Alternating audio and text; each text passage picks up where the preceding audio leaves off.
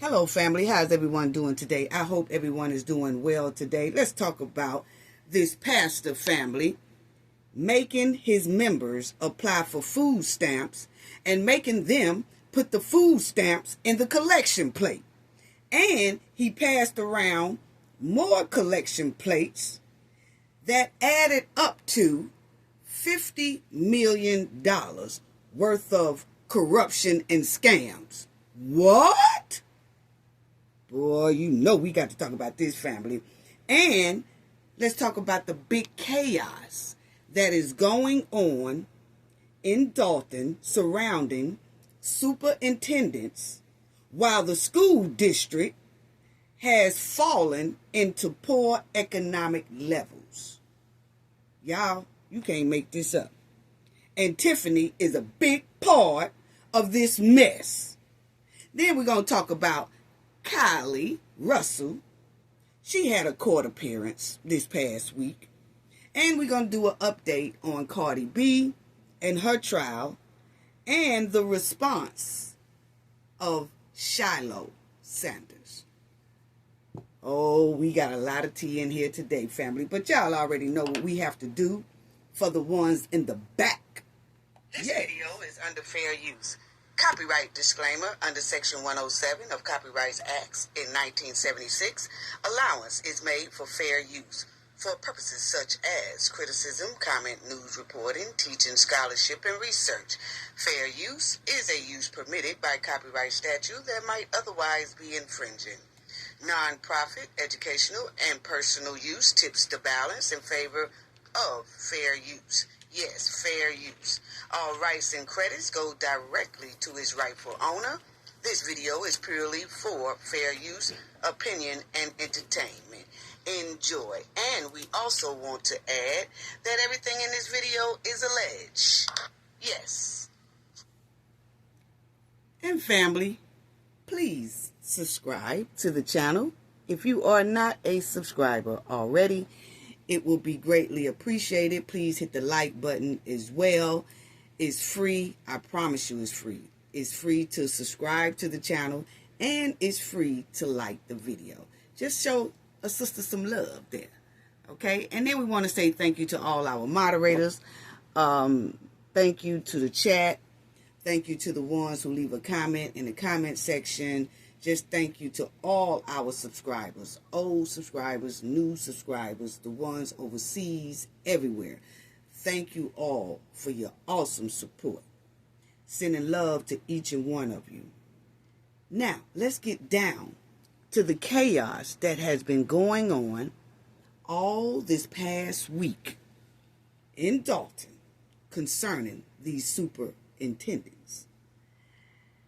And I want to ask, why are all these officials in Dalton, including the superintendents, in the township as well, making all these big, huge salaries of $100,000 and up, but you don't see any $100,000 and up great performances?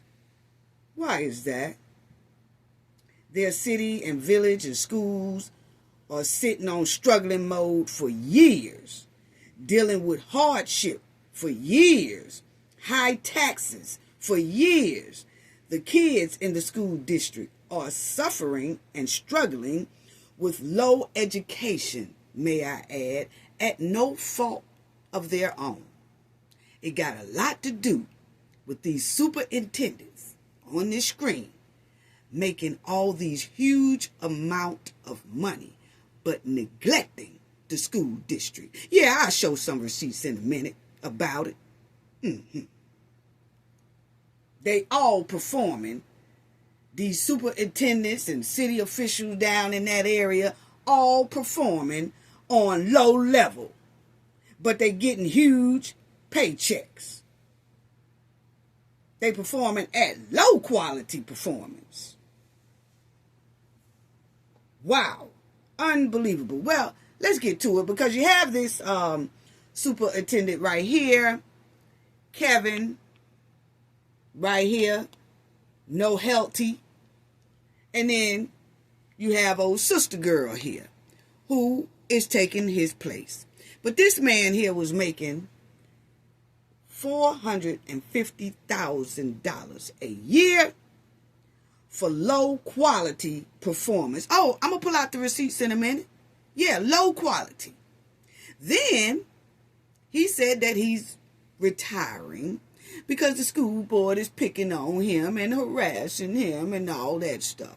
So they are replacing him with her, and she is now supposed to be making $1,500 a day. What? Wow. Let's talk about it. Yeah, let's talk about it. First, let's talk about old Kevin here, because old Kevin here was making them $450,000, and you may add that he was making more than that, almost $500,000 a year, while the students are struggling. And then you will see that he's chosen to retire after board president Shalonda Randall declined to offer to buy out his contract. Now, he wants to retire, but he wants them to buy out his contract, meaning that they still pay him in full after he retires. No. It doesn't work like that, Kevin, because you had low performance for years. Yes. And I'm going to break out the receipts in a minute.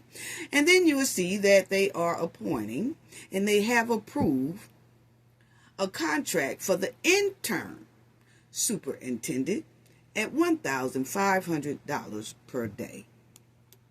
Boy. So now Kevin blames his retirement and his resignation letter. He's blaming the board members for making his job difficult and targeting him with harassing and bullying him. I call Cap, Kevin. Or is it that they finally realized that, you wasn't really doing your job at 100%. From the looks of my receipts, you wasn't even doing it at 80%. Hell, at the looks at my receipts, you wasn't doing it at 40%. Okay?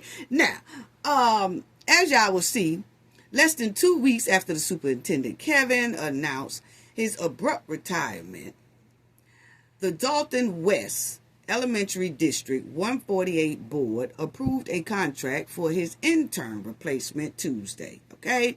So Sheila Harrison Williams will be paid $1,500 a day for up to 120 days, according to the board president, Shalonda Randall. Okay, so she will be getting paid $1,500 for 120 days. Still too much.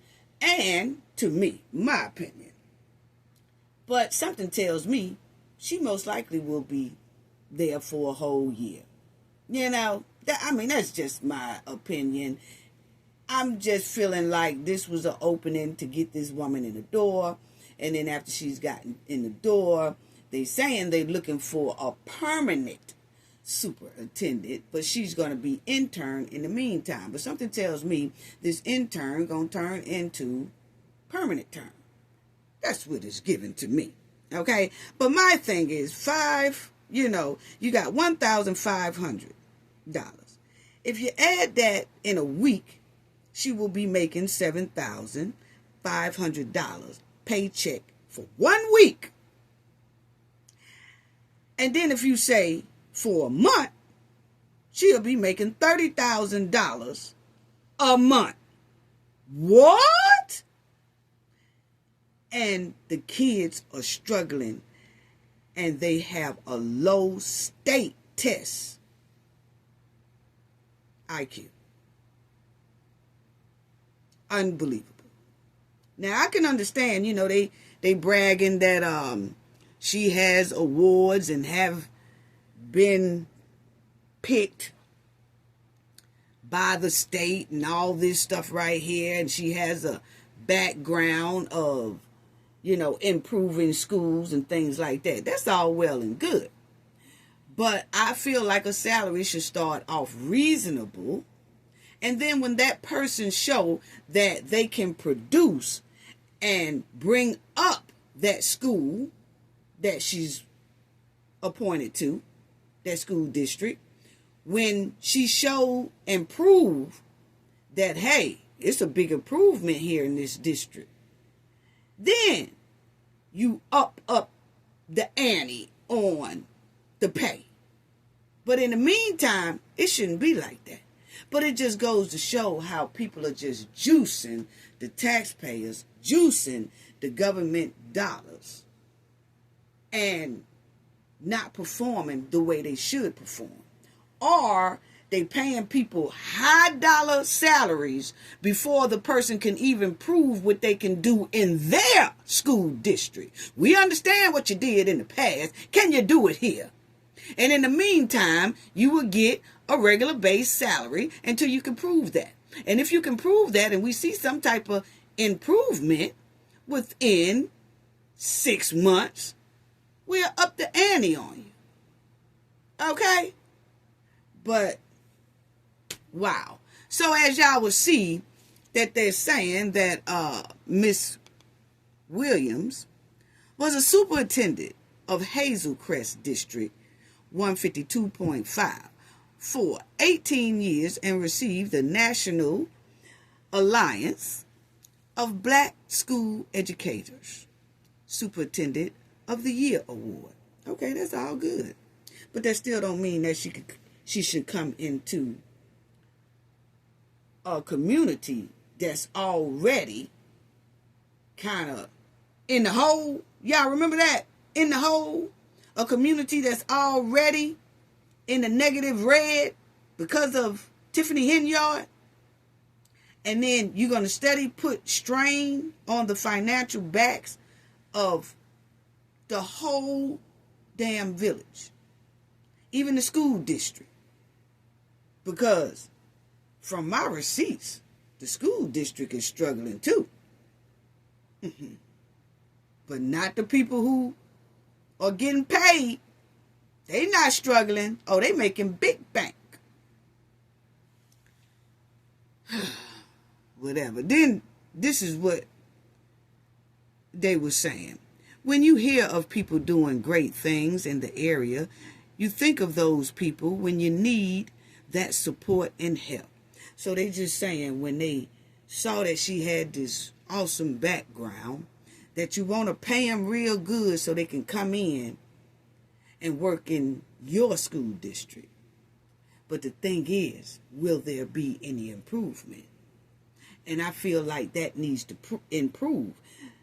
People need to prove themselves before they start getting all these big, massive bank salaries. That's how I feel. And that's how normal other states and cities do it. You have to prove yourself. And the more you prove yourself, the more your salary increases. But anyway, y'all will see Mr. Kevin here. He said that the people have been picking with him. And he said that at one point, a board member said he is being a white man in a majority black district as a reason he had to leave. So he's saying that they was picking on him, saying that he's another race, and that's why they kind of want him gone. I call cap, I call cap. I call that his performance was poor quality. Because that's what the receipts say. But anyway, Randall said the district has not started its search for a permanent superintendent, but said she plans to hire someone at a reasonable salary compatible to those paid in neighboring districts. So she said she's going to find a permanent superintendent and then pay them at a comparable salary as the other superintendents in their area.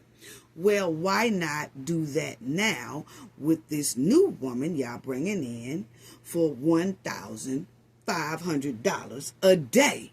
That's a lot of money for a school district that is performing poorly. But it's not the students' fault. It's people like Kevin here fault. Wow. And the school board fault. Because they let it go on for this long. My opinion. Now, his retirement letter that was dated August the 14th, he blamed the board members. He keep blaming other people for making his job difficult and targeting him with the harassing and the bullying. He said he chose to retire after Randall declined to offer to buy out his contract. Whatever. He said that the board president and certain board members have undertaken a smear campaign against me, riddled with baseless allegations, innuendo, and repeated threats of investigation and discharge, his letter said. Okay. That's what he said. But I call cap. Because my opinion, if the kids are failing in studies, then that means the people running the schools are failing. If a city is failing financially and it has no economic growth, it got high crime, high taxes, that means the people running the joint is failing. It's point blank, period. It's common sense. That means that they have low quality work ethics. My opinion. And Tiffany was a big part of this problem too. Because she was the mayor. And I know people say, oh, no. Mayors have no control over the school district. No. Let me tell y'all this. Tiffany is the one that said Kamal Woods was going to be the youth program director, at risk youth program director. He's supposed to be helping these kids come out of poor performance. Remember? She was paying him $100,000 a year, saying that he was the township's youth director, which turns out to be a lie. So yes, Tiffany is a big part of this right here mess. Yes, all the chaos that is going on. Y'all don't remember? See, Tiffany butted herself into the school districts of Dalton and the township. Isn't Dalton a part of the township? Mm-hmm. So she butted herself in that. And she said that her boyfriend was going to pay attention to all the students and the youth in the township and help them at this at-risk program. And he's supposed to help them improve and all that. Well, receipts said that didn't happen. That was a lie. Just to juice the taxpayers out of money. Juice the government out of money to take care of her boy toy. Yes. So anyway, as y'all will see here, that school district 148, that these people got a whole bunch of chaos surrounding it. He wants to resign. He has resigned, put in his letter talking about, and they messing with me, and they picking with me, and they saying that I'm a white man in a majority black neighborhood. I'm a white man in a majority black district, so they picking on me. Cap, your performance was poor, but you was greedy on that money. And then You got a big back and forth because he want a payout. They won't give him a payout, which he don't need a payout according to the receipts. And then you got this woman here coming in making $1,500 a day.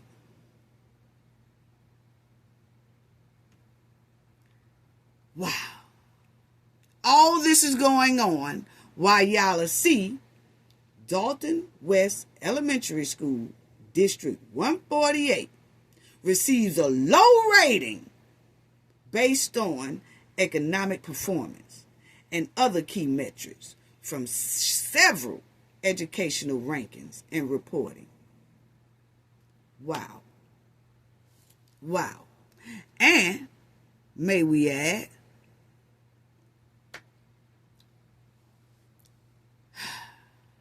these students are making less academic progress compared to other Illinois schools. Then y'all would see that their proficiency tests and ratings are low. For example, the test scores, the state test scores, show that about 10% of students in the District 148 are proficient in math and 9% in reading. Pause. Are you serious right now? So you got people making, you got this man here that was making $450,000 a year, but only 10% of the students are proficient at math and only 9% in reading. Then you bring in a person and pay them automatically $1,500 a week. Haven't proven nothing. The background is good. And I think they should come in at a decent amount, but not at $1,500 decent amount until they can show and prove, my opinion. But they forking out all this money. All these people are getting all this money. But the kids are sitting on 10% of them can pass math. 9% of them can pass reading. What? Really? Then you got, let me show y'all this. Because see, this is old Kevin's receipt here. Old Kevin. Kevin was stinking up the joint ever since about 2023. And that's what the letters say now. Okay, y'all see up there it says March 31st, 2023. It says, Dear Kevin. Okay, yes. They was talking to him. The state, you see here, Illinois State Board of Education. They had to talk to him. Yeah, they did. They had to talk to him about his performance. Let me put it down there like this. Okay. So, as y'all will see, that the Education State Board had to write Kevin and say, enclosed is the report of your school nutrition program meal compliance and accountability review conducted on March 6th, 7th, 8th, 9th, and 10th of 2023. The report identifies the problems cited during the review. So let's talk about how he was cited for his review and his corrective action plan that he had to get because he wasn't performing the way he should. He definitely wasn't performing at $450,000 a year. He wasn't. And that's been ever since 2023. He wasn't performing. And here it is, 2025. Now he's saying he wants to resign. Well, you should have been did that, sir, according to this here receipt. I'm sorry. That's just my opinion. And so, as you will see, he got a corrective action plan. going on there to the review report must be received and when within 30 days from the receipt of this letter. The response of each citation must detail specific actions taken to correct the problem cited.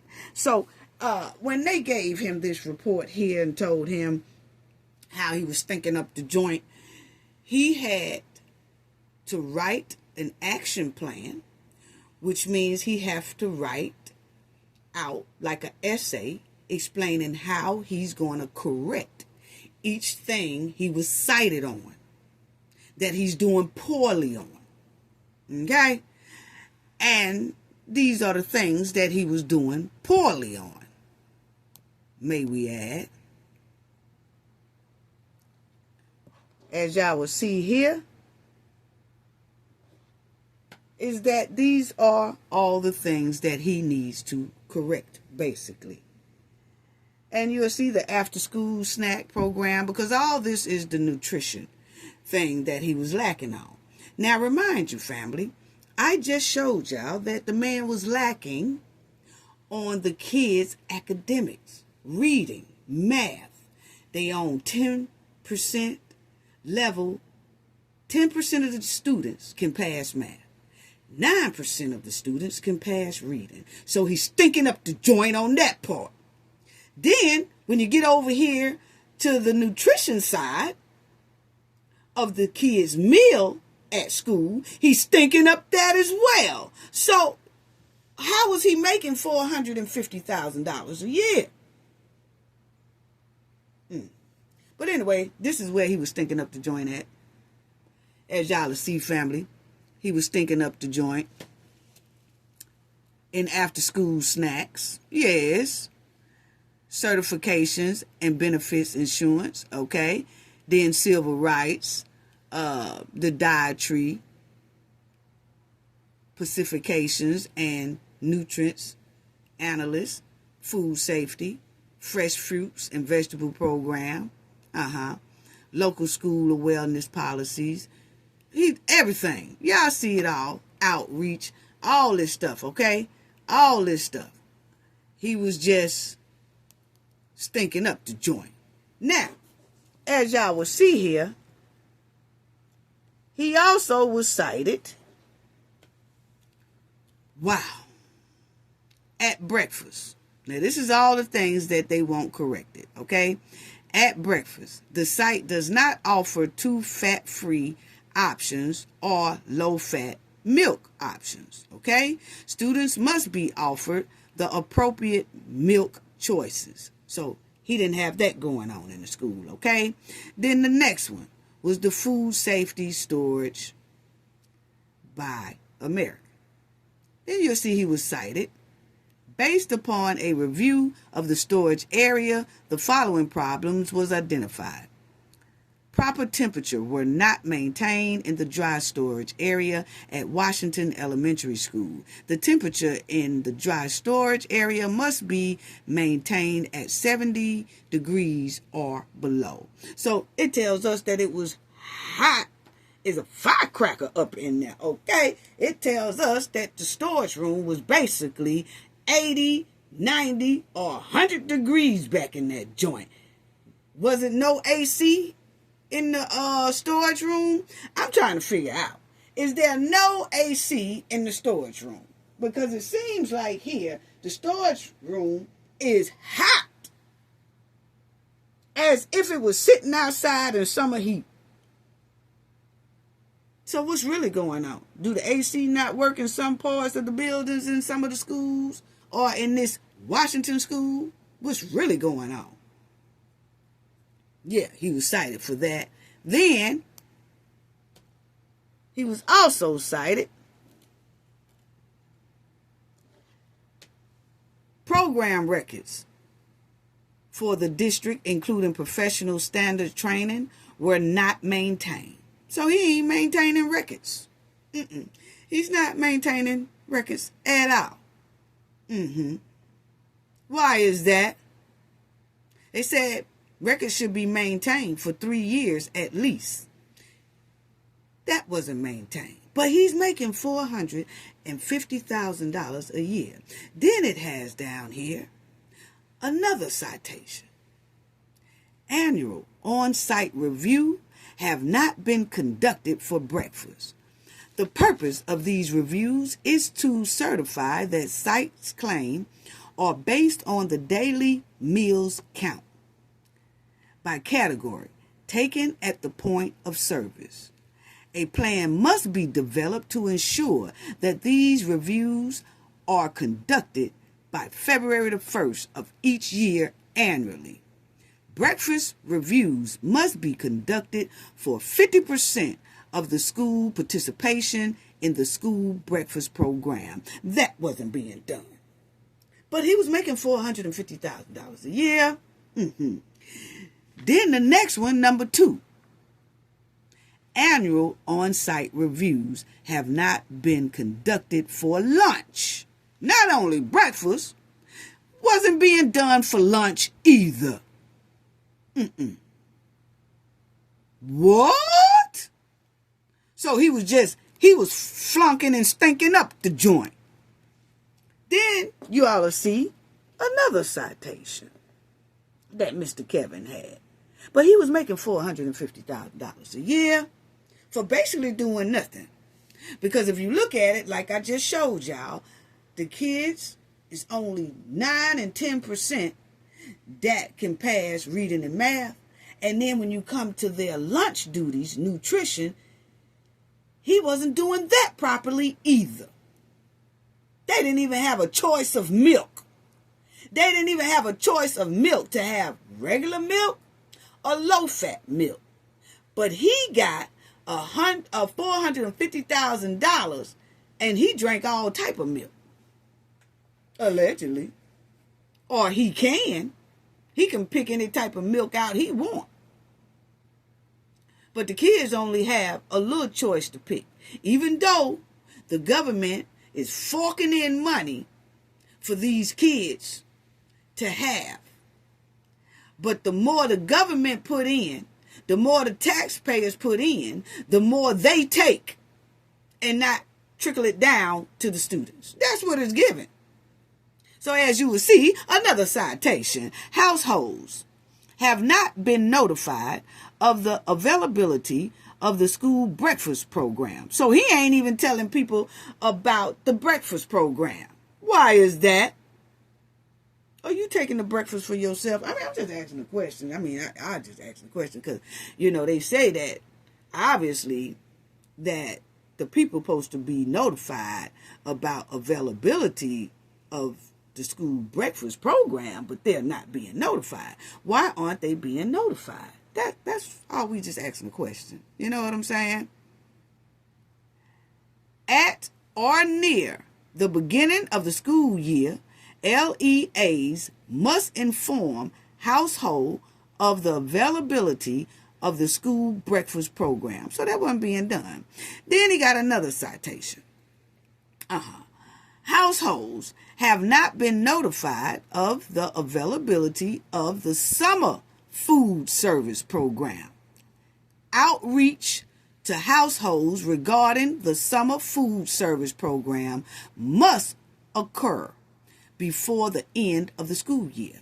So he wasn't even telling them about the summer programs that the kids have for free lunch. You know how the summertime program, they have lunch, free lunch. He ain't even telling them about that. So was the students getting free lunch programs every summer?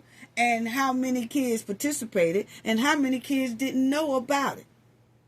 How many parents that didn't know when the school program even started or stopped? But he was making $450,000 a year. And the school board obviously wasn't saying anything either. But everybody want that big, massive paycheck for $100,000 and up a year. But this is how the students are being treated. This is how the parents are being treated. Wow.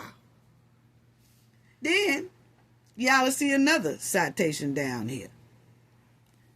The local wellness policy is not available to the public. What?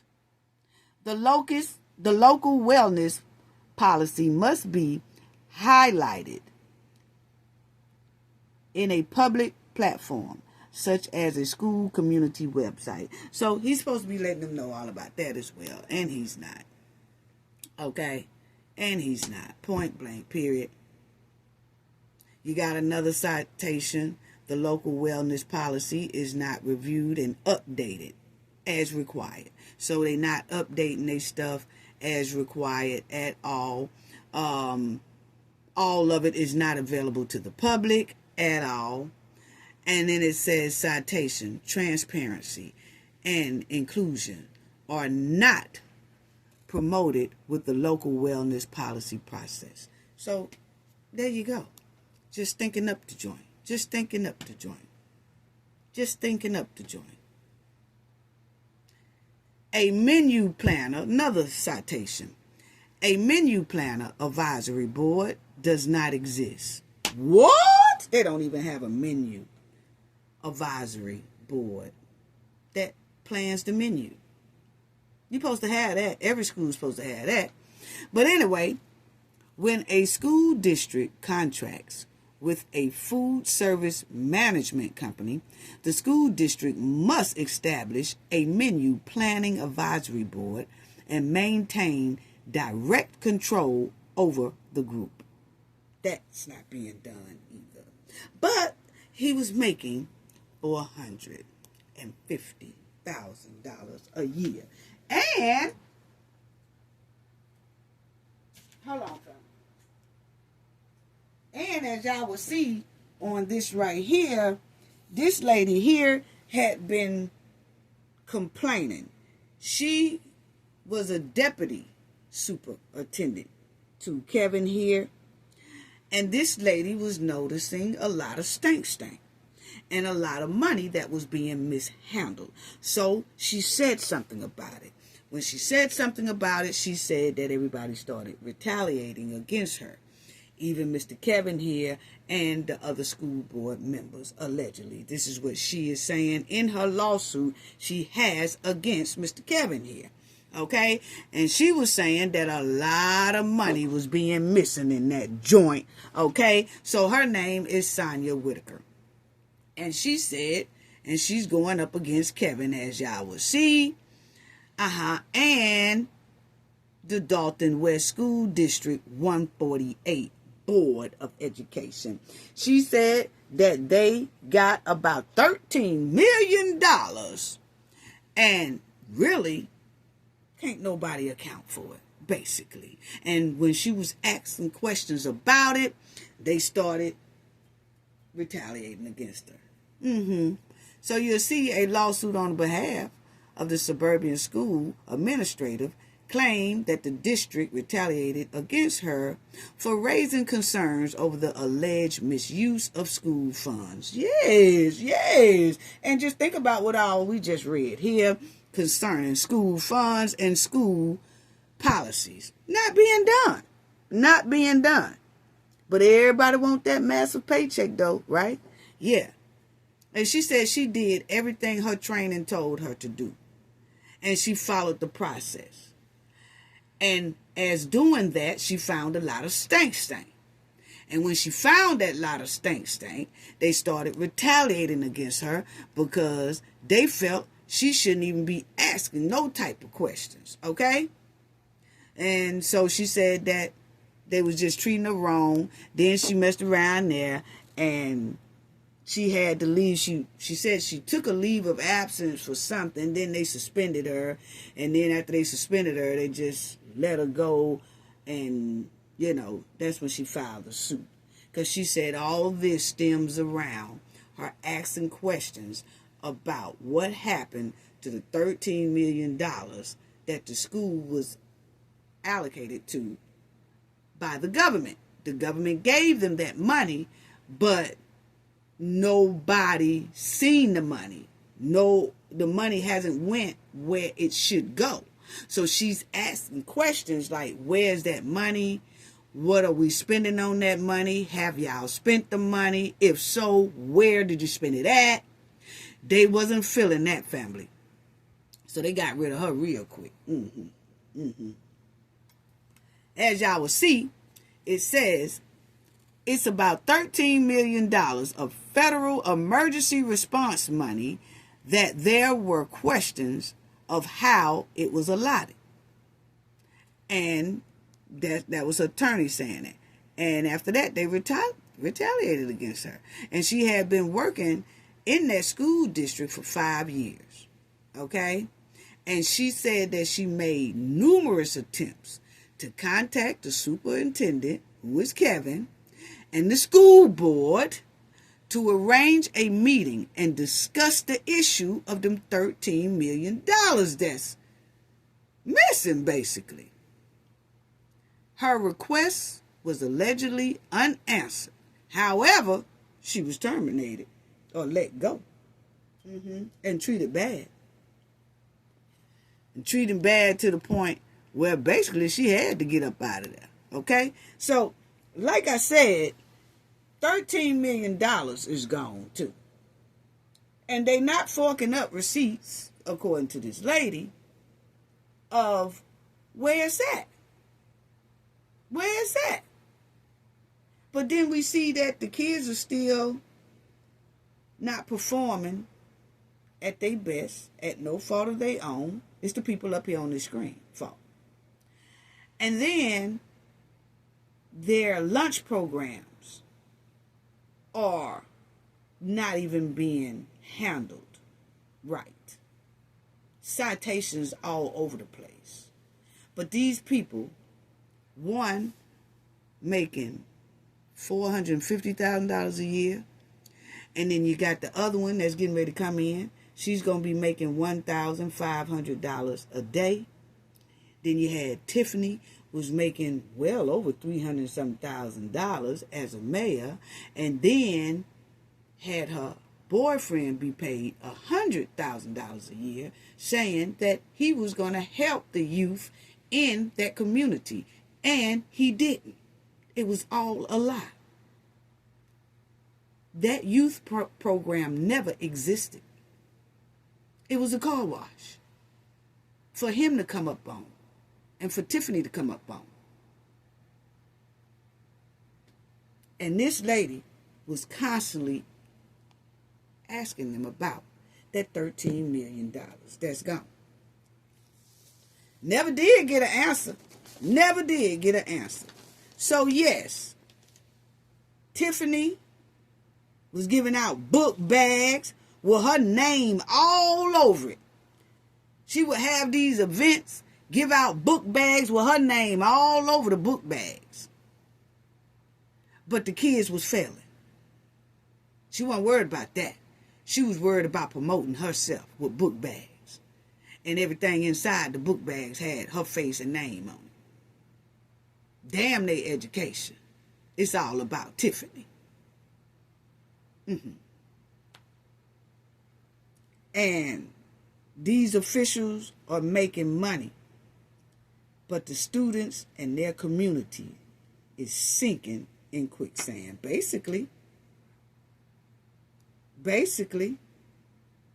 these two salaries alone is alarming.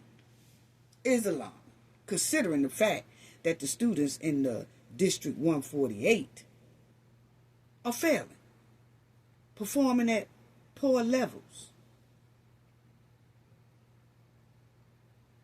They have low grade levels. Their education is being ignored because of greed by these officials and the school board and everybody else. My opinion, I'm just going off of the receipts. That's what the receipts are showing. How trifling and heartbreaking for the world to see that most of these students in District 148 is at a 9% passing rate for reading, 10% passing rate for math. But the officials are running off and making $100,000 a year, $200,000 a year, $300,000 a year, $450,000 a year, and up. Sometimes $500,000 a year, $500,000. But the kids are being ignored. Make it make sense, family. Make it make sense. And they doing all this chaos last week about, oh, I'm retiring because the board is harassing me. And then they bringing in this other woman that is a big chaos. Yeah, they was doing me wrong. They've been treating me like this. They said this, that. Ain't nobody even studying the kids. According to some of those receipts I just read. Taxpayer vampires. That's what I call them. The government vampires, that's what I call them, making all that money, sucking up all the taxpayers and the government money, but the residents and the students are struggling, surrounded in hardship and corruption. They all walking around, these city officials, with their purse and wallet wide open, grabbing money from the taxpayers and the government, and then the community is suffering. Make it make sense. Make it make sense. Next, Kylie Russell family done went up in court this past week, whining about how, that's a lot of money she had to pay. She paying it though. She paying it little bit by little bit, but it's kind of hard on her to pay. We don't care nothing about none of that, okay? No, we don't. We don't care nothing about this backyard Barbie who told all them lies about somebody had kidnapped her. And it turned out to be a big hoax. So no, we cares nothing about it. We really don't. Y'all remember old Kylie? Kylie, she disappeared for 49 hours, basically 2 days, in Hoover, Alabama, falsely reporting to police afterwards that she was abducted. Lying. Had the whole community, had the whole state of Alabama concerned, worried, looking for her, and wasn't nothing wrong with Kylie, okay? Kylie just wanted some attention, basically, okay? So she was in court regarding her restitution that she has to pay every month to the state for telling that big trifling lie. Yes. And she had to pay thousands, and she got thousands left that's due. And we want that. Let us get that up out you, Kylie. Let us get that up out you, girl. Let us get that up out you. Yes, we need our taxpayer dollars back because you wasted a lot of it. So yes, Kylie, we need that $17K up out you. And we need it quick, fast, and here, and on time. Okay? You wasted taxpayers' money with your trifling backyard stunt. So we want them $17K. We don't want to hear no more excuses. We really don't. We don't want to hear nothing about your excuses. So, Kylie, who admitted that she faked her own kidnap, in 2023, appeared in court Thursday for a status hearing. Okay, so Kylie Russell had to appear about her restitution that she is paying, and she had to update the judge on her payment status. Is she paying it on time? Why did she pay a little bit here and not the full amount here? Or she's paying it, she's paying it, but she's paying like she's trying to pay what she can because she really don't kind of have it, but she's trying. We don't want to hear none of that. Okay? So, the court found that she has kept current on her monthly payments, but still owes more than $17,000. She is still employed, according to her attorney. Okay, now, her attorney, Miss Lucky, said it would take time to pay it back in full. It's a large amount of money. I mean, people have car loans for this amount of money, so it's going to take a while. That's what a lawyer said. If she's going to get more steady employment, the higher income, the more the payments will come in. But she's paying what she can. We don't care nothing about none of that. Sounds good, but we obviously don't care. We really don't. We don't care nothing about Kylie excuses. We really don't. Because, see, Kylie sat up there and she told that smooth lie about being kidnapped. And wasn't nothing wrong with her, okay? Because she wanted some attention. We have no sympathy for Kylie for lying. She didn't have no sympathy for law enforcement and for concerned citizens out here that was looking for her all up in the woods. They was getting ate up by mosquitoes. They was running and walking through woods like swamp woods, swamp water, looking for Kylie. They had to watch their back for snakes, looking all on the ground. They was jumping and walking through all that swamp land, running through spider webs, all that. Yes. Searching in that 90-degree heat for 2 days. Law enforcement was working overtime. Residents was working overtime. Some of them was on their own out there looking for Kylie. It had a whole state alert looking for Kylie. And Kylie was in a hotel smiling and eating on cheese curls and drinking on Boom Farm. That's what it was giving. While the state of Alabama was grinding and searching for her doing a whole search party. And Kylie was in a hotel chilling. Then gonna say, oh, here I go. I lied. What? So we don't care nothing about how hard it is for Kylie to pay those $17,000. No, we don't care nothing about that, Kylie. We really don't. Because, my opinion, I feel like Kylie should have been paid $170,000. That's what I feel. She should have been made to pay at least $170,000 for the stunt she pulled and the lie she told and all the manpower she used up because of her lie. See, people who really needed to be found, who really needed help during that time, she took a lot of resources away from them. Those law enforcement could have been in their office working on a crime, a real crime, trying to solve it, playing with this country bunking, lying. So we cares nothing about you talking about, oh, I'm trying, but it's kind of hard. It's kind of hard. Kylie had everybody in Alabama looking for an invisible kidnapper.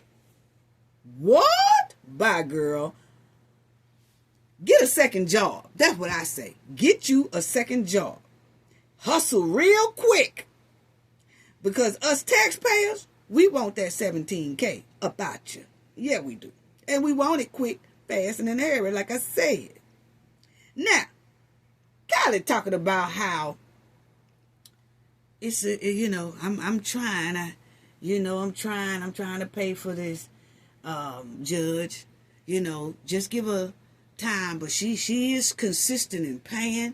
I know sometimes that she probably don't pay all of it. She pay near to all of it, but she be on time. She be on time. My thing is when Kylie walked up in that courtroom right here. Yes, Kylie, when she walked up in that courtroom right here, Kylie looks like she ain't missing no meals. So don't tell us about how she's struggling to pay this restitution. Pay it, honey, pay it. Don't come telling us how you struggling when we looked at you walking this courtroom right here, looking sharp and looking thick. So you ain't missing no type of meals. It looked like you eating good to me. It looked like you eating ham hocks and steaks and Kool-Aid. And then your outfit tells us you're not hurting for no money. So just fork up that $17K. Okay? Fork it up. We need that about you real quick. And keep making them payments on time So you don't have to go behind them bars and just stop whining. We don't want to hear nothing Kylie got to say. Point blank, period. Please pay them $17K. We need that. Yeah, we need that. Next, the pastor family. Pastor David, he done showed out. He done had these people apply for food stamps, and that's his right-hand girl right there, okay? Yes, that's his right-hand girl right there. She sure do look hard in the face, but that's his right-hand girl. That's his bottom B, okay? Yes. So let's talk about the scamming that these two have been doing, the grifting they've been doing, the begging they've been doing, the scamming they've been doing throughout this United States. And the feds has arrested both of them for scamming, begging, and grifting $50 million out of the people. What? Yeah, then had the people apply for food stamps and then made the people give them the food stamps. You can't make this up, family. Nah, you can't make this up. So, as y'all will see, church leaders arrested in alleged traffic and solicited $50 million in donations. Oh, they had it going on. They had it going on, family. They were just laundering money all over the place, all that. But he was arrested, okay? And so was she. They had this call center going, and the call center did punishments. How you put grown people on punishment? This is what I'm trying to say. I'm trying to figure out who was the members of these churches. And they said it was a mega church too, big church. But I'm saying, how do grown people let other grown people put them on punishment? We got to do better. And then it says public humiliation, sleep deprivation, food and shelter restrictions, physical assault. This is what the people, members of the megachurch, was going through. And victims was ordered to cut ties with anyone who questioned ringleaders, officials say. So if they're family members or something like that, they distant the people away from their family members and the outside because they didn't want family members and the public questioning these people. So they isolated these people basically. And that's how it starts, isolation. When someone isolates you from your family, and that way you can't talk to your family and your family don't know what's going on. But that's what they was doing to a lot of these members. The indictment also says that Taylor demanded that victims cut off ties with any family members or friends who questioned him or the church. Workers were not allowed to date or to work outside the call center. Employees were required to sleep at the call center according to the indictment. Wow. The indictment added that if Taylor's worker disobeyed instructions or failed to reach their monetary quotas, he would restrict their sleep, food, or impose physical abusive behavior. Okay? Now, my thing is, let's stop saying all these. They had to reach their monetary quotas. Always trying to make the words sound sweet. He was trying to make them get money. They had to reach money quotas. And if they didn't get that money quota, they would be in trouble. And they said sometimes each day their money quotas was 164K. They had to do calls all around and get people to donate. And each person had to get somebody to donate at least 160K. So if they work 10 hours and they make them phone calls, they need to try to have all those phone calls at the end of the day add up to 164K. If not, they ass in trouble. What? How you put grown people on punishment? I still need somebody to ask that. Come on now. Somebody need to ask that question and answer that question. How do you put grown people on punishment? Ain't no way. Ain't no way. But they say a lot of these people were brainwashed or whatever, but I'm sorry. Anyway, the indictment says the people making the calls under the threat of punishment. See, family, pause. I'm still trying to figure out. See, every time I see that punishment, and I'm not trying to laugh, none of that, family. I'm just asking a question. How do you put grown people on punishment? And how do grown people allow someone to put you on punishment? I'm sorry. Anyway, these people had to make calls, family, okay? Under the threats of punishment. They were told by Taylor and Brandy to falsely state that the donations and the funds would be spent on charitable work, okay? Such as providing water, wells for the impoverished communities overseas, or supporting victims of human traffic, okay?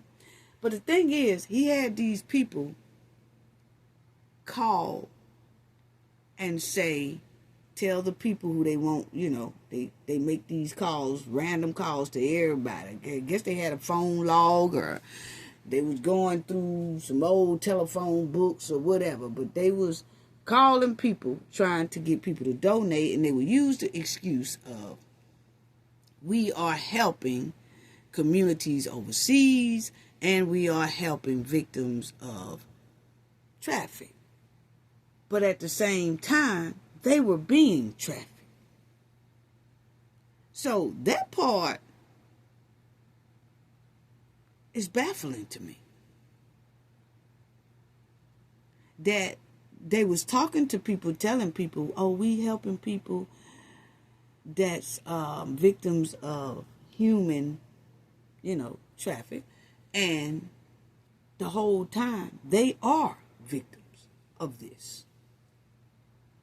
Wow. And then they had to bring in quotas, sometimes up to $164K a day. That's each one of them who making calls. Not everybody who making calls, it has to add up to that. Each one of them have to pull in that before the day is over with donations, getting people to donate to them. Unbelievable.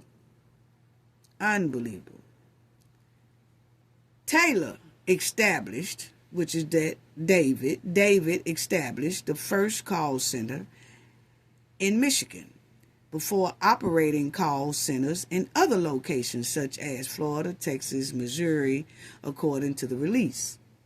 Okay? So, David, this fake preacher, yeah, he a fake pastor, fake whatever you want to say. He is really not that. Anyway, David, the fake preacher, is 53. Michelle Brandon, his bottom B, is 56 years old. They both was arrested Thursday, August 27th, after a federal grand jury indicted them on 10 counts, including conspiracy to commit forced labor, money laundering, conspiracy, according to the Justice Department news release, okay? Taylor was apprehended in Durham, North Carolina, and Brandon was apprehended in Tampa, Florida, okay? But now these cases is being prosecuted in the Eastern District of Michigan because that's where they so-called are based from, okay? But they just caught him in these areas because they was in like their houses, his ranches, and all that stuff all over the place. Okay. Now, SWAT raided them. FBI raided them. They raided the hotel owned by the church in Houston. So they had a hotel in Houston as well. What was they doing in that hotel? They was housing some of these members, and it seems like the traffic was going on as well around that joint in his mansion and in these hotels as well. Wow. Taylor and Brandon face charges of forced labor. We already said that. And they can get up to 20 years, okay, maximum, for each count. Wow. The church received about $50 million in donations through its call center dating back to 2014, according to the DOJ. Taylor and Brandon are accused of using much of that money to buy luxury property, luxury vehicles, and sporting equipment such as boats, jets, jet skis, and ATVs.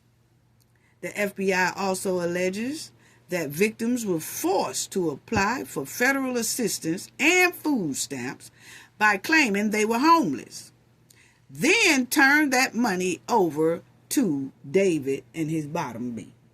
What?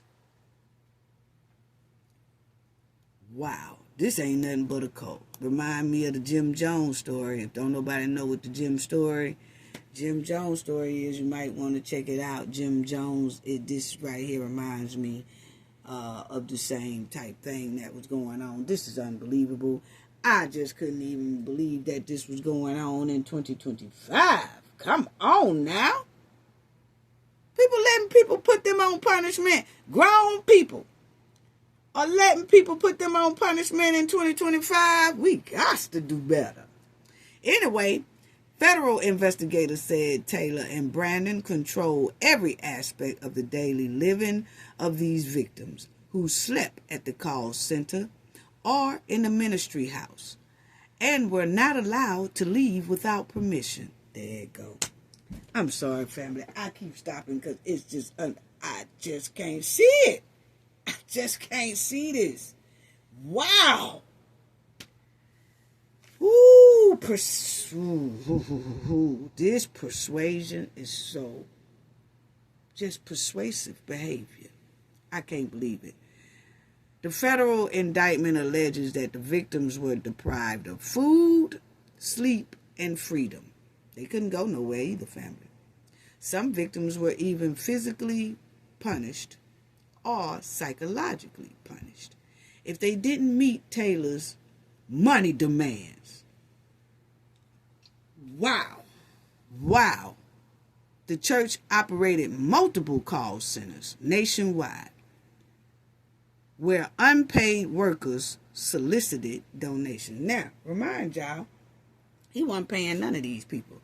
Now, he forced these people to stop working their regular jobs and come work for him, and then he wouldn't pay them. He had them trapped up in his mansion or in the hotel or somewhere. He just duped them. Yes, he conned them.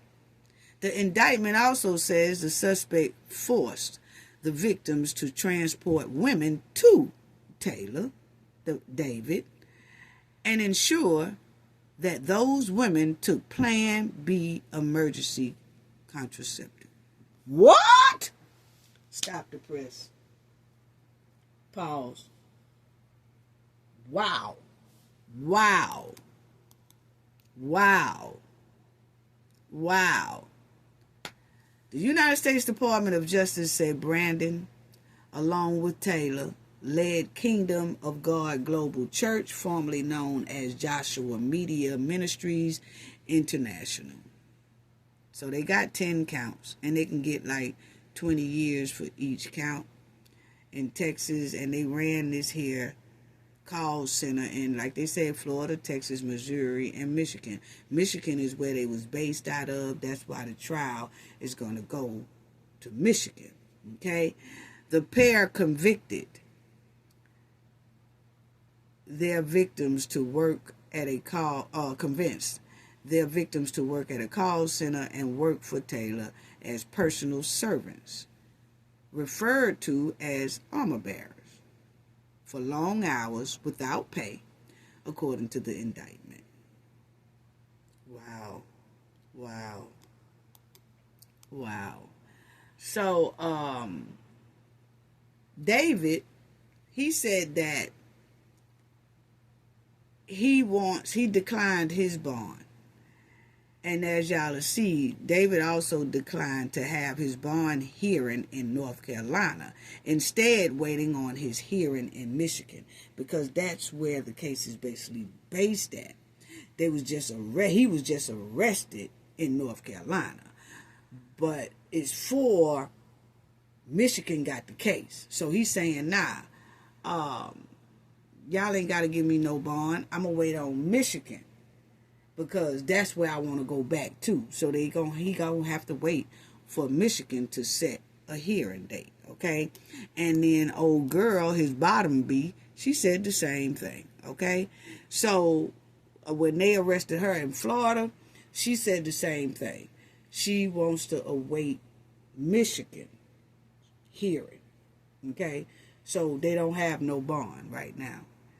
But as y'all will see, that they are charged with human T, money laundering. And the case appeared before a judge in Tampa. That was his bottom B. And she's still in jail in the meantime, because she also said, Michelle Brandon, she also said that she want to wait on her hearing to be moved to Michigan, where the case is based, okay? So, but my thing is, wow. This is how it looks on the outside, the church. Now, as y'all will see here, when you find people like this right here, it's shocking. Because when you find people like this right here, you see that he was convincing the people that this woman was in the wheelchair and he healed her. And then she's jumping up and down like, oh, he healed me. It was just all a scam. Grifting, begging, all a scam on the people. And most of them, it looked like, believed it and pouring in money. Oh, he healed her. Oh, he healed her. What? Now, also, they said that this pastor here, David, not no pastor, David was spending about $6,000 a whop on his Louis Vuitton clothes every time he traveled, just collecting all kind of money throughout the United States. His people would be calling people all over the United States, trying to get them to donate money using the lie of, oh, we are helping communities overseas and we're helping victims of ST, human trafficking, things like that. And people would donate to them and donate, oh, okay, yeah, till they collected over 50 mil doing this, scamming the people. Nothing but a bunch of low-down, trifling grifters. Yes. And they was asking him, why are you spending like $6,000 in Louis and all these designer clothes and all that? Then he said, it's because he be sweating through his clothes. Now, this is one of his ex-girlfriends. She came out and she said she was trying to tell people how low down this man was, and she was going through the same thing a lot of these other members was going through, and she was his so-called girlfriend at the time. And she wrote a book about it, okay?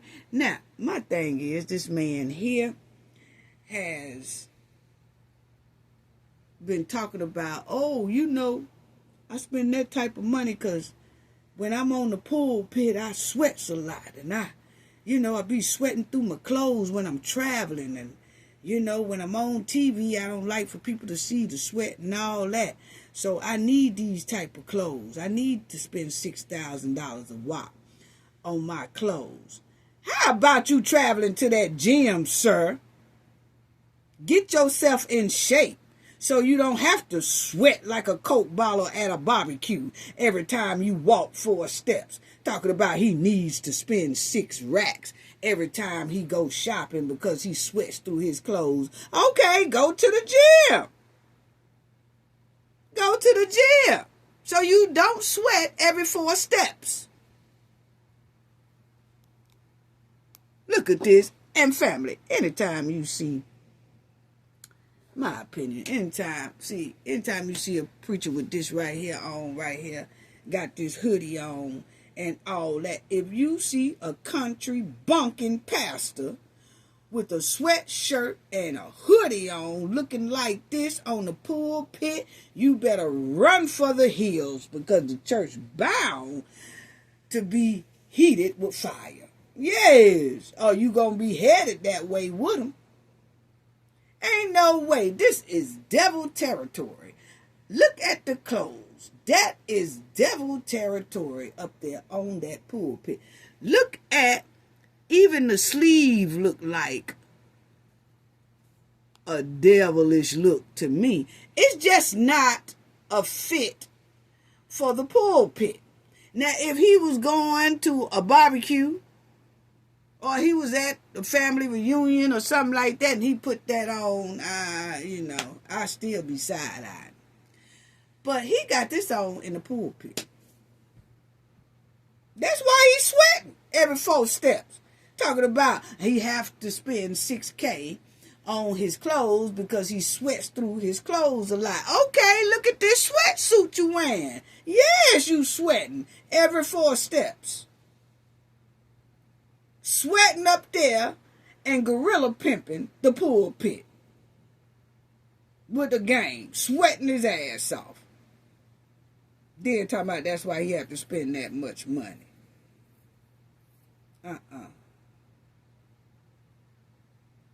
Wow. Now, he done told these people to quit their job. And that's sad. That's sad. He told people to quit their job and come work for him at his call center. And then, when the people quit their job, come work for him at the call center, he don't pay him, but him and his bottom B told the people to apply for food stamps and give it to them. You can't make this up, family. Now, let me let y'all hear some of the things that he be telling his congregation to swindle them. These are some of the grift statements that he used, okay? Now, no, it couldn't be me. Anyway, check it out, family. And so, yes, we know we have grace when we do sin. We have an advocate with the Father. We can go to Jesus and he'll forgive us. And we're talking about living a lifestyle breaking those rules, where there's no striving in you. Where he says, look here, family. Y'all got to know when to detect beggars, scammers, and grifters, okay? Because they will get on this internet. They will get on their pulpit. They will get on everywhere. And they will try to throw that higher power in your face so quick, but they doing devilish activities. If you listen and you look at them closely, you'll be able to spot that scammer on the internet. You'll be able to spot that grifter on the internet. You will be able to spot them real quick while they up there talking and begging for money. You'll be able to spot them. Just pay attention to them. And it's sad that you see a lot of people on the internet giving these type of people attention, giving these type of people money. I've seen right now on the internet where it's a lot of brainwashed people following scammers, grifters, and beggars. That's all they do their whole life, is grift off other people, leech off other people, and then they don't give the people back nothing. But listen to this scammer slash grifter slash beggar. I kept all of these from my youth up. He says, what lack I yet? And then the Lord says, go sell all you have and give to the poor. What? And come preach the kingdom of God and follow me. It says he went away sorrowful. He couldn't do it. That's how many Christians are. If God told them, give up your job right now and walk by faith and live for me, they can't do it. I watched people when the Lord told me to give up. Now you see how he told them people to give up their job. If the Lord told you to give up your job right now, a lot of y'all wouldn't do it. See, he was scamming them then. He was trying to bring them in then. He was trying to convince them at that time to let their jobs go because he want them to work for him for nothing. Then when they get to his mansion and everybody is so intrigued about, oh, this big mansion and the lifestyle, then he start dogging you and doing the traffic thing to you. And you're broke. And he's taking your food stamps. My career of being a chef and all of that, I obeyed him. I know the reason why a lot of people can't do it because how am I going to eat? How am I going to drink? You see, they have no faith to trust God. But the Bible says he was very wealthy. He had great wealth, and he didn't want to depart from the security of his money. The deceitfulness of riches. Now, what do deceitfulness? The Bible speaks of three forms of deceitfulness. The deceitfulness of sin. Please, any of you be hardened through the deceitfulness of sin. The deceitfulness, lust according to this deceitful, the world according to this deceitful lust. It talks about deceitful lust. It talks about deceitful sins. And then it talks about deceitful riches. What do deceitfulness mean? It means something that misleads you or leads you away from the truth or leads you away from God. So what are you doing in life that's misleading you and causing you to go away from God? You may think, well, I'm not going away from God. Are you praying? Are you watching? Are you fasting? Are you seeking God? Or do these things, are they hindering your walk with God? I'm telling you, what do it profit a man to gain the whole world? Now, family, as y'all see, I don't want to hear no more about what this man talking about right now. But as y'all see, these are things how these scammers, beggars, and grifters talk on the internet. They always got to throw you a scripture. They always got to throw you something. They always got that bottom B right beside them. Rather that bottom B be their girlfriend, that bottom B be their mom, that bottom B be their best friend. Is always a female they gonna have right by their side, or every once in a while right by their side, to try to convince you that what they saying is on point and that you need to follow them. See, when they use the bottom B, see, a woman can convince people quick too. So they try to use the woman. People have a lot of sympathy for the woman. So that's why they always have a woman on their side every once in a while to help grift and scam and beg people. And a lot of people fall for it every time. Every time. Yes. And they said most of the people in this church was mostly women. And they was forced into this situation. And then it was hard to come out of this situation. Because he would intimidate them, manipulate them into compliance. Some of them wouldn't get no food if they didn't meet that 164K quota. Sleep deprivation. He wouldn't even let them get no sleep. All that. You have to be careful, family, out here with these church beggars, internet beggars, street beggars.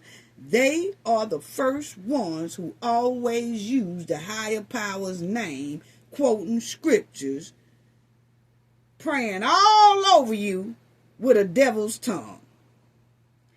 And they juicing you clean out your money.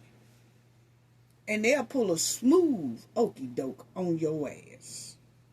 These con artists are popular these days. Oh, they real popular. They said this is the most popular game because, see, they ain't really got to do nothing. All they got to do is get up here, say a few good things and all that stuff, and then have a bottom be co-sign every once in a while or all the time. And then you fork up your money and you give it to them and you listen to every lie they tell you, and then you be duped every time. Then you become brainwashed, basically, because now you don't know the difference between right or wrong. Acting like you don't know the difference between right or wrong, or you have some type of fantasy about this person, or you think this person is cute, or you think this person is handsome, or whatever the case may be, you get duped out your chump change all the time. And most of the people who give to these people really don't have it to give, but they feel like they doing something for a mission that ain't nothing but a lying mission. These con artists are scamming people every day, all day. Once a week, you'll hear them begging. All the time. All the time. They'll say a good little speech, tell a good little story, or call themselves cutting up on somebody and then holler, hey, I need some money. Or we need to do this. They said that's what he was doing. Yeah, right here on the screen. They said that's what he was doing. Clown you if you don't give him nothing. If he asking for some money and that money ain't trickling in like he think it should be coming in, he start clowning the very people that's following him. Make them feel bad for not giving. Oh, well. I don't want him to cut up on me, so I'm going to go on and give him my last. What? Cut up on me. I'm going to cut up on your back. I ain't got it, bruh. So stop begging for it. Damn. Let me give because I want to give. You know? And if you're doing a mission and you really can prove that you're doing that mission, that's different. But most of these scammers, beggars, and grifters can't prove nothing but how to lie. You can catch them in the lies all the time. All you got to do is pay attention to them. Just like we were paying attention to this man right here. He lied a lot throughout this whole thing. Yes. And they always use that bottom beat. That's what be tripping me out when they bring in that bottom beat. Like I said, whether it's their girl, their mother, their close friend, whatever, he had that bottom beat. Yes, Michelle was his bottom beat. She was 56 years old. Y'all should hear her preach, baby. She can preach down. She can preach down scamming people. She can preach down grifting people.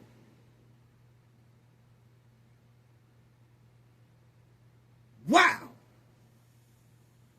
It makes the scam seem more genuine when they use bottom B's, when they use their female bottom B's.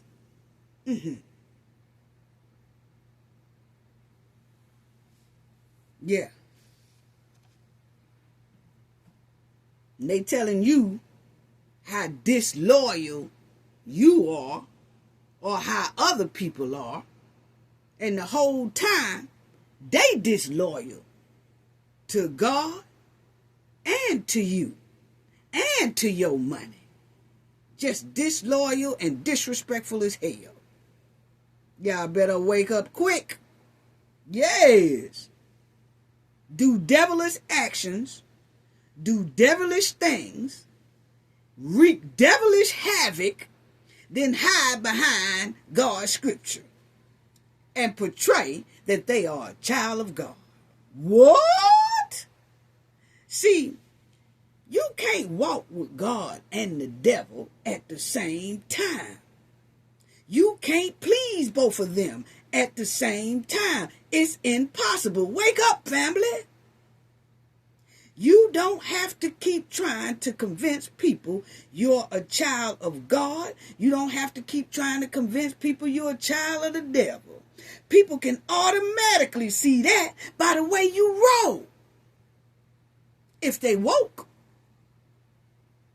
they can automatically see that by your actions, by how you talk, about how you grift, how you beg, how you scam. People automatically can tell which side of the fence you roll on. You ain't got to convince them that you roll with the high power all the time. You ain't got to quote no scriptures all the time. No, people can tell who you roll with by your actions.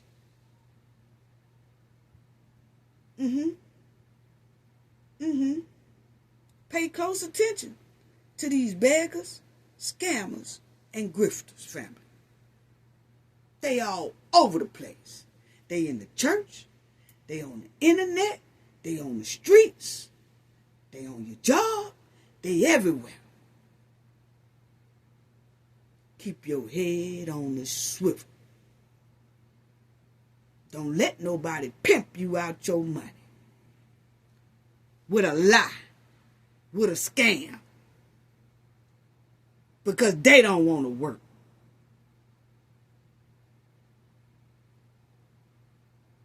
And love to disrespect others when others don't follow their corrupt behavior and path. See, this preacher here used to get on a lot of people that wouldn't fall for the okie doke. But then he would make his congregation think the ones who don't follow his okie dokes are full of the devil, when actually it's him that's full of the devil. The other people who veered off and left seen the okie doke and just decided to distance themselves.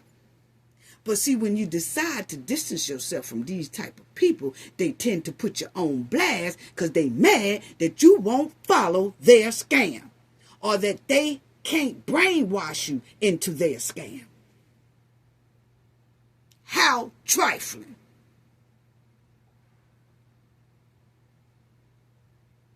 With all these fake ass organizations.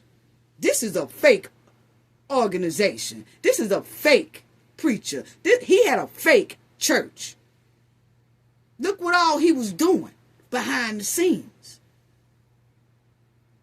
But look how he was lying, scamming, and portraying another person in front of that damn camera. Yeah. Yeah. Check out what else he said, family. Check this out.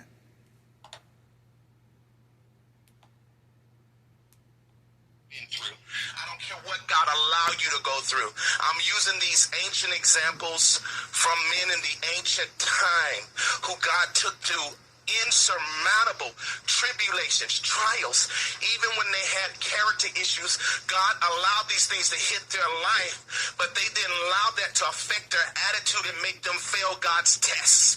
These are 7 tests that God used as miracles in your life to give you victory, to straighten your character out, to purify you, to make sure that you make it into heaven. And so what way do God want you to have? What attitude do God want?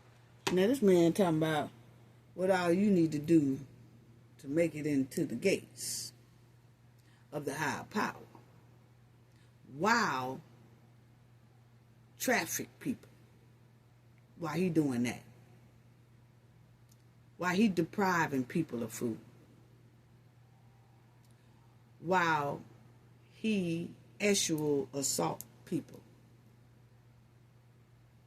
Why he work people for no pay? Y'all ever seen that a lot of these grifters and scammers and beggars will call themselves, say they got all these people working for them, but hell, they people ain't getting paid. That's what he did right there. Y'all seen what I just read to y'all. The man was working the people and the people was not getting paid. Then having them apply for food stamps, and he taking that too.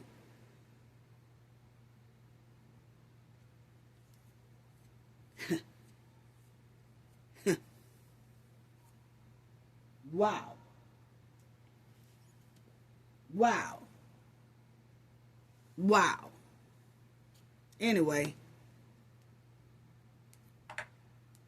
He wants you to have an attitude that embraces and understand to find him in it, to see him in it, not to see the devil, not to see your enemies, not to be negative, but to be positive, to be full of faith, to hold on to faith and a good conscience. Don't throw it away, or else the Bible says you will make shipwreck. And that's what happened to the children. And see, I'm just playing this, family. I'm just playing this. Because this is a teachable moment. I am playing this to show y'all how people can be talking to you, whether it's on a pulpit or on the internet or on the streets or on your job. They could be talking to you in this manner and full of the devil, full of corruption, full of stank. But they'll do it with a serious face. Then have they bottom beat come in and do the same. I ain't gonna play her sermon, but she can preach too.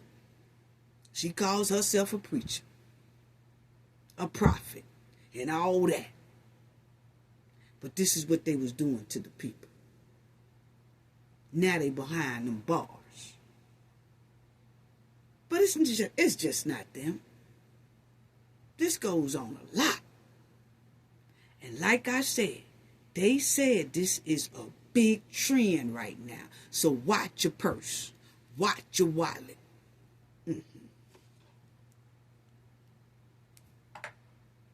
Individual. I've given you examples of those who did it right and then those who did it wrong.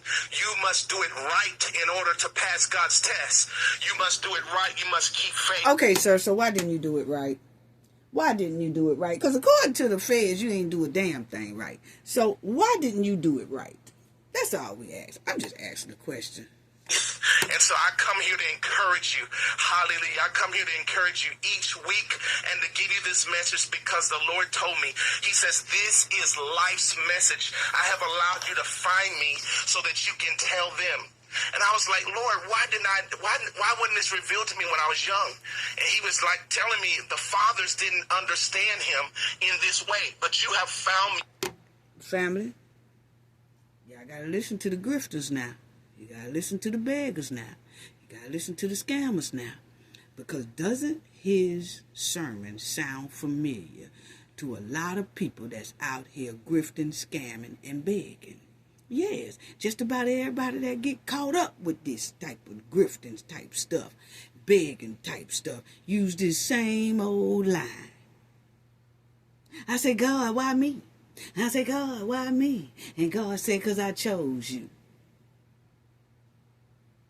What? Just told that plump lie on the higher power. He did not tell this man to traffic people. No. He did not tell him to be abusive to people. He did not tell him to beat up people. They said he was beating up people in this here mansion. Y'all read it for yourself. I just showed it to y'all. If you don't remember, go back. Rewind. I showed it. They said that they was getting active punishment.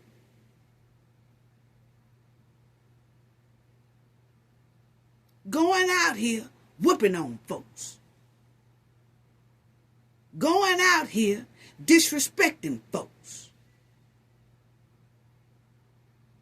But then when they do all that disrespecting, see, most likely these sermons was right after he did dirt. Because he's trying to convince himself that the higher power told him to do this. And he's trying to convince the public that the higher power told him to do this. So this is why these sermons sound like this. This is why beggars and grifters sound like this.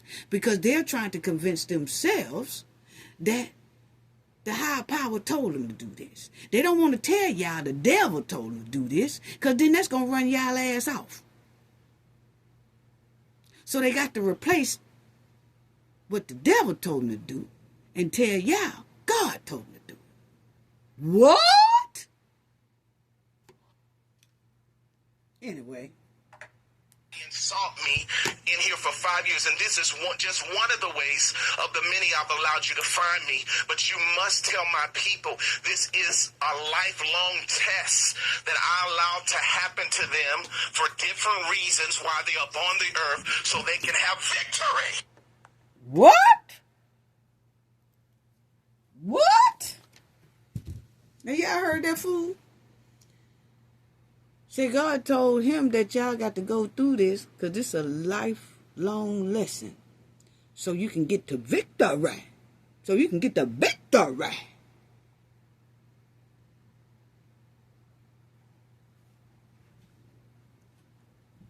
God told him to do everything that we just read. That's what he said. But see, we supposed to be stupid enough to believe that. Because he think he can brainwash us the way he did his members and his congregation over there in that mega church. Yeah. There are millions of these grifters out here, family. Millions of these con artists. Millions of these scammers. Millions of these beggars out here in this world. They working overtime in 2025. And they will talk for a while, then they'll start begging. Take. That's all they do is take. That's all they good at. Don't let these type people lead y'all to the gates of quicksand and fire. Let them go on that path by themselves. Because this right here is totally ridiculous. Totally ridiculous. Don't make no sense. Y'all keep your eyes open for people like this, family. Please do. Please do. Look at this mansion. This is how he was doing. This is how he was living. By lying and grifting. And putting it all on that the high power told him to do this.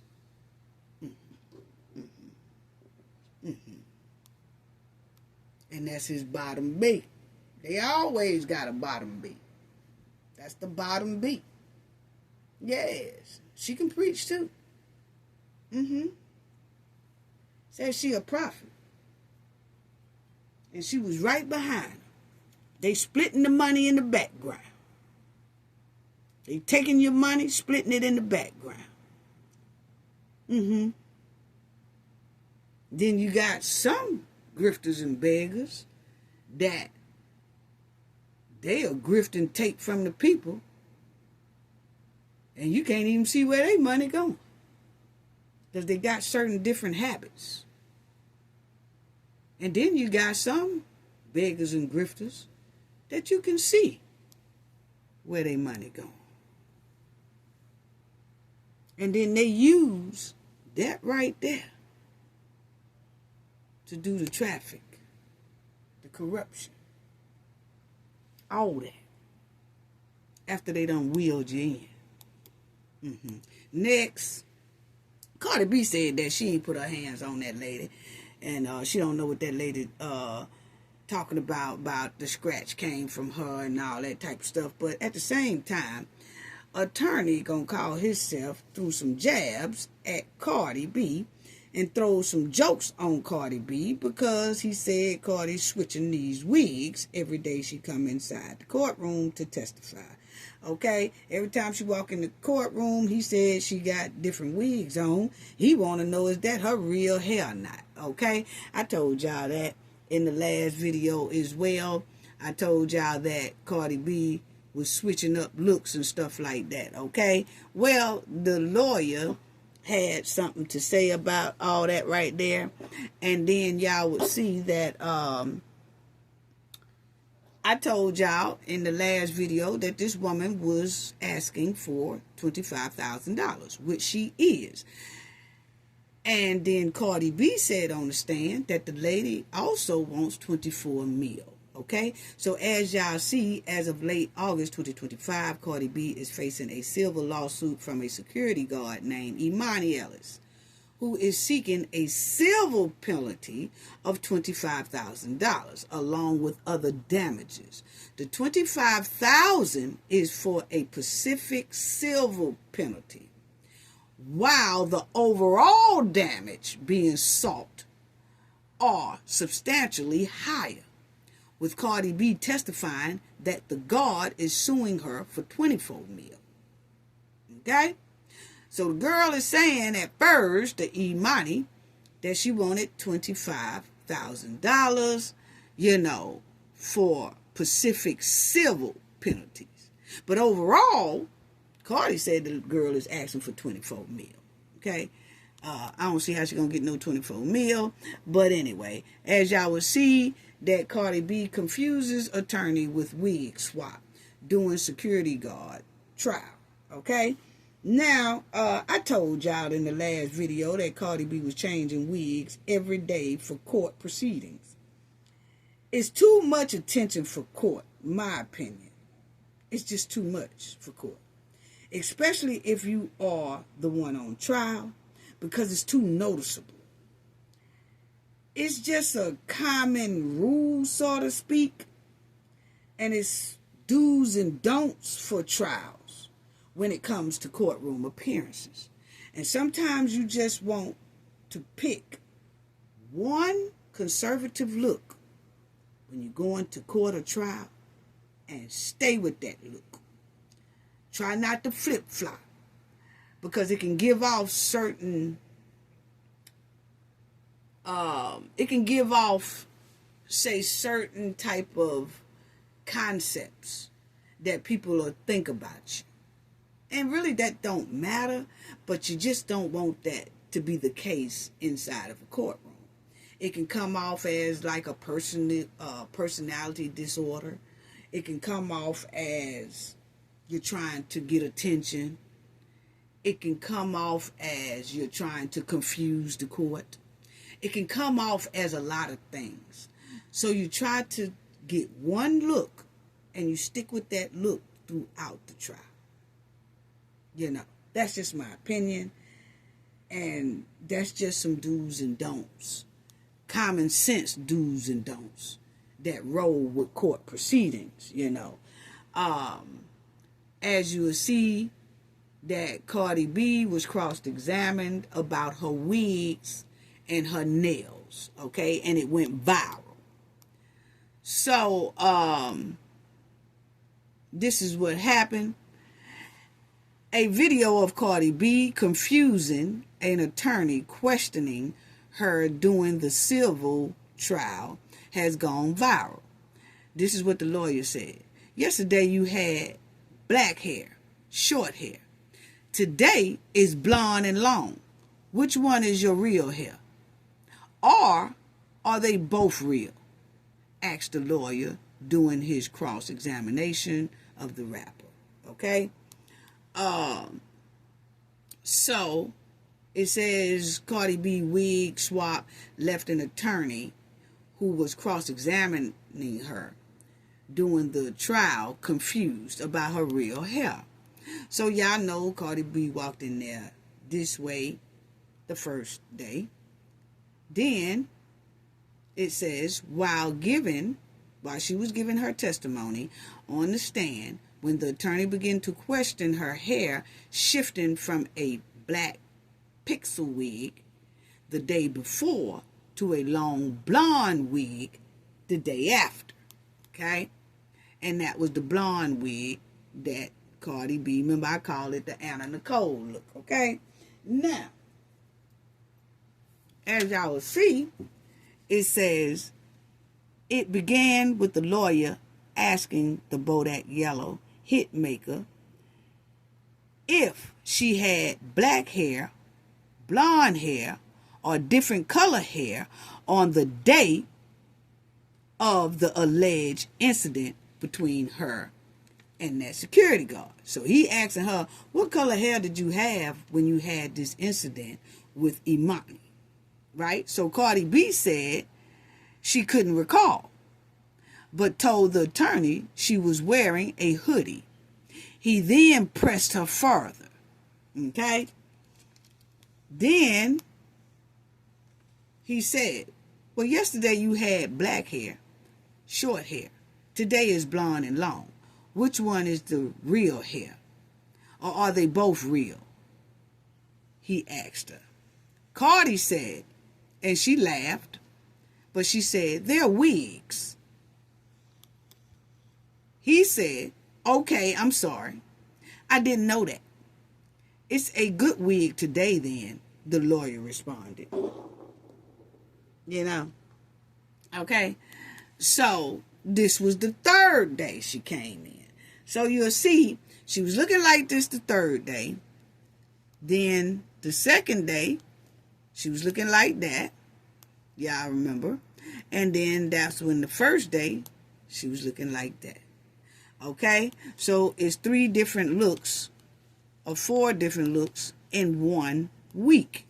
Okay? So, Cardi was on the stand and she was saying that, it was never an altercation physically. It was just verbal. Okay? And she stuck by that. And so, Cardi, as y'all will see, she said it never did get physical the way this chick here is saying. And as you see, the rapper maintained throughout her testimony that the encounter was only verbal with no physical contact, though she acknowledged the 2 were chest to chest at one point during the confrontation. So, and not only that, it's some witnesses that said it didn't never get physical. Okay? When asked about possible physical evidence, Cardi B explained that she was wearing long, flat acrylic nails with rhinestones, emphasizing that they were not sharp. She testified that she saw no cuts, scrapes, or scars on Ella's face during the incident, and that none of her fingernails broke afterwards. Now, that can be telling in itself, because Cardi said none of her fingernails broke. Okay? When you say that, that kind of make me think, was it physical then? Because you're saying not one of my fingernails broke. Because usually when people get physical, their fingernails will break. Well, her fingernails didn't break, so she's saying that it wasn't no physical altercation, but I kind of would have left that part out because it could look like you had a confrontation, but your fingernails didn't break. And usually your fingernails break during the altercation or whatever. I don't know. But anyway, she just said none of her fingernails broke, but she keep maintaining that she never put hands on that woman. Okay? And so I kind of,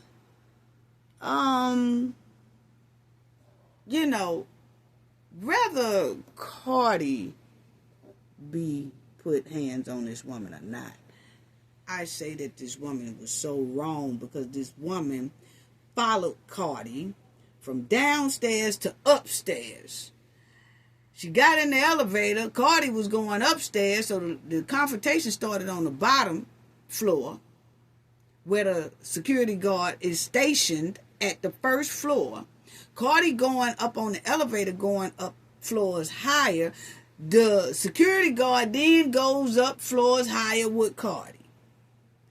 When Cardi gets off the elevator to her doctor's office, the chick gets off the elevator. And the confrontation continues. Why did she follow Cardi up there? And that is a doctor's office. A person supposed to have privacy in that doctor's office, whether they are famous or not. You don't grab your phone and start looking and talking to the person, even if they are famous. You have to just you just have to take one for the team and let that go. You be like, man, I wish I could have recorded her, or I wish I could have said something to her, but by me being in the doctor's office, I can't. If y'all had been in the club or in the grocery store, that's different. But in a doctor's office, you just got to let Cardi go and act like you don't even see her. Even though you starstruck, but you got to leave that lady alone. And let that lady go on up on the elevator and do what she got to do. Ellis didn't do that. Imani didn't do that. So that's why I say when they say that Imani is the aggressor, I would have to agree. Because she shouldn't have never followed Cardi. Point blank period. Never should have followed. Now, once they got up there on that floor and scratches went to throwing, hands went to throwing, I don't know. But what I do know, it would have never happened if that woman wouldn't have took her ass up there behind Cardi in the elevator. Steady pressing Cardi. Because she's starstruck. That's just my opinion. You know? That's just my opinion. She shouldn't have never followed Cardi. You know? And this was a receptionist that, she works in the doctor's office. And she was saying that no, it was no hands thrown. It was no hands thrown that she saw. She didn't see Cardi throw a lick at all. That's what she said. Then this was Cardi's doctor at the time, and he said he did not see Cardi throw any blows. And he said, matter of fact, he told the security guard, hey, go back downstairs at your post. You don't even supposed to be up here.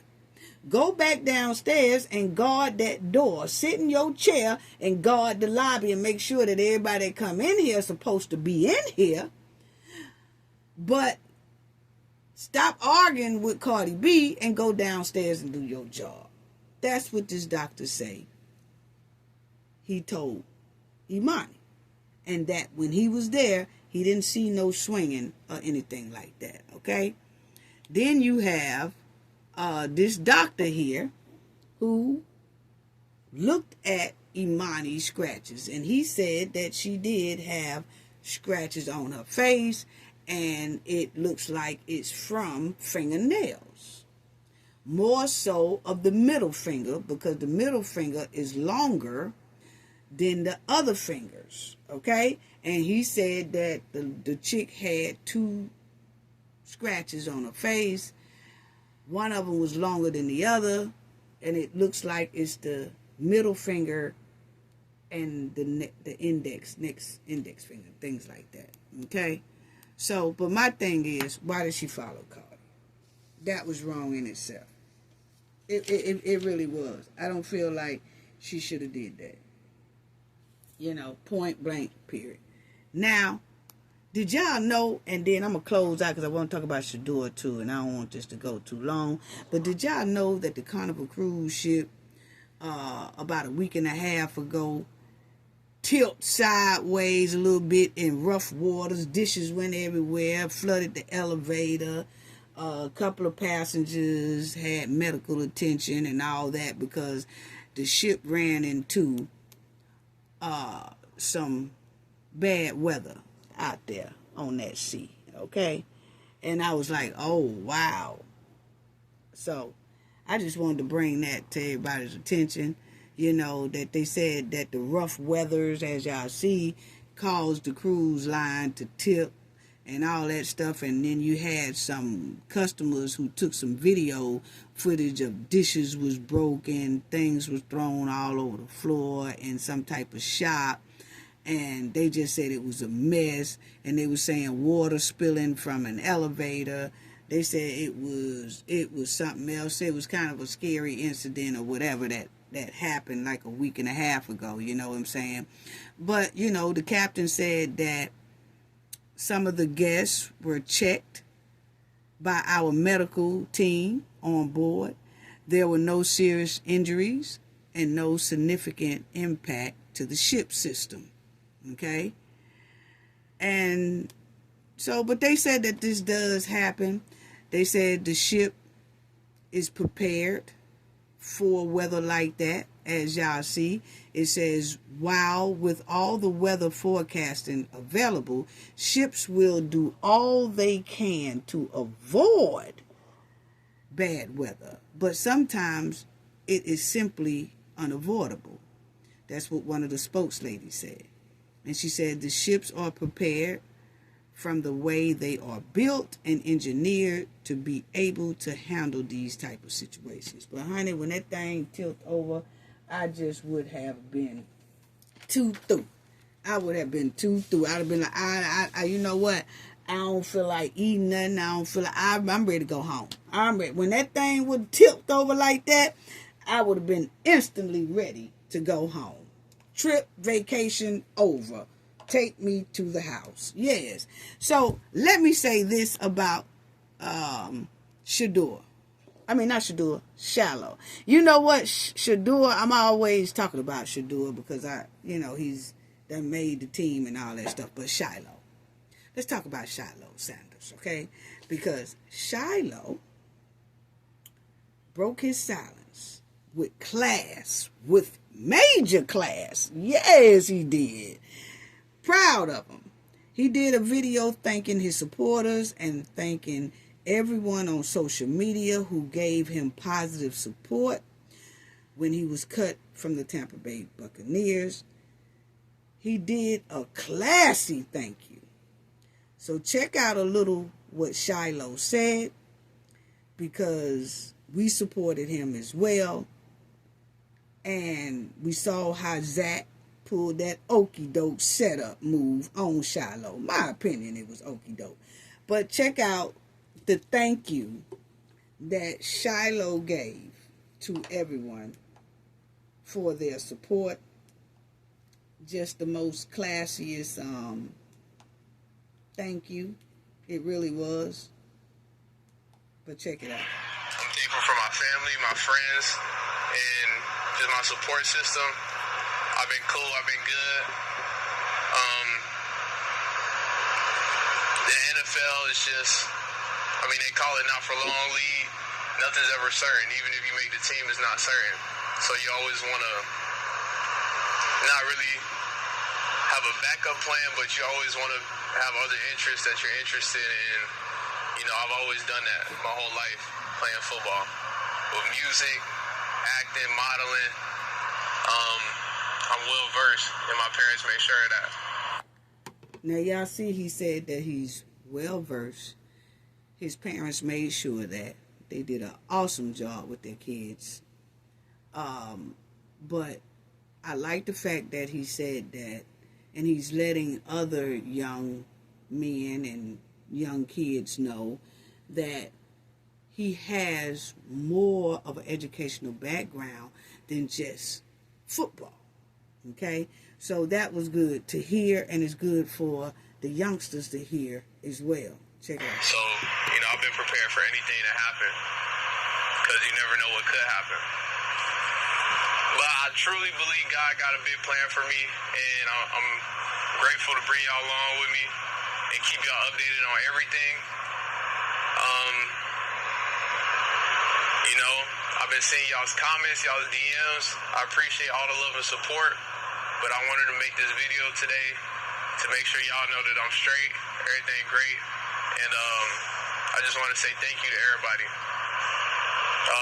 Especially thank you to the Buccaneers for even giving me this opportunity. Y'all seen how the draft was. Y'all know I'm lucky to even get a shot. Seeing how Shador went, I knew what was going to happen to me going undrafted. So to spend this time with the Buccaneers, to be able to learn from all the great coaches we have up there, and just being in a great building with some great players, it was a great experience for me, and I'm forever grateful for that. And I just want to make this video to let y'all know everything's great, and I'm just staying in shape, staying ready for the next opportunity, and we'll be ready for anything. I appreciate y'all.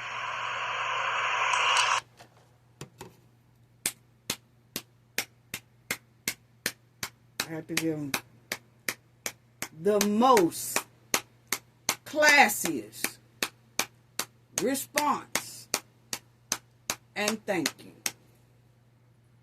It really was. It shows the respect level he has for his fans and for the people who spoke out about this situation regarding the incident that happened on that field. It shows that he's grateful for anybody that supports him.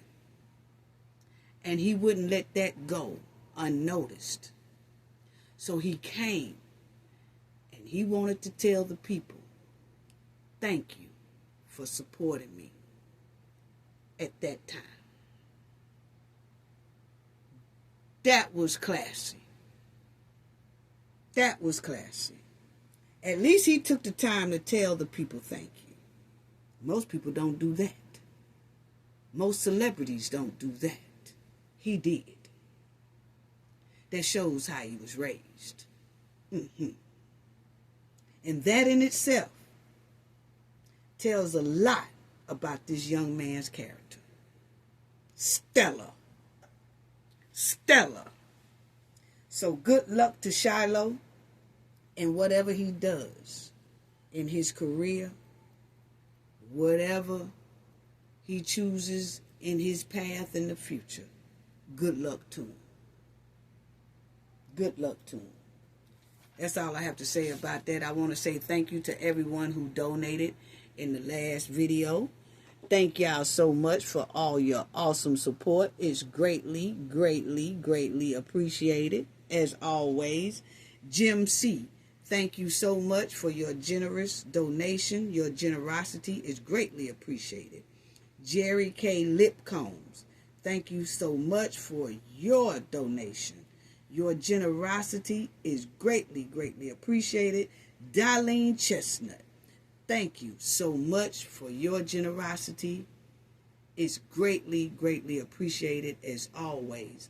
Once again, thank you, Jim C., Jerry K. Lipcomb, Darlene Chestnut. Thank you so much for your generosity and your awesome support. Thank you to the Knowledge family as always. Thank you to our moderators, awesome moderators, outstanding moderators. Just thank y'all so much. Sending love and hugs to you all.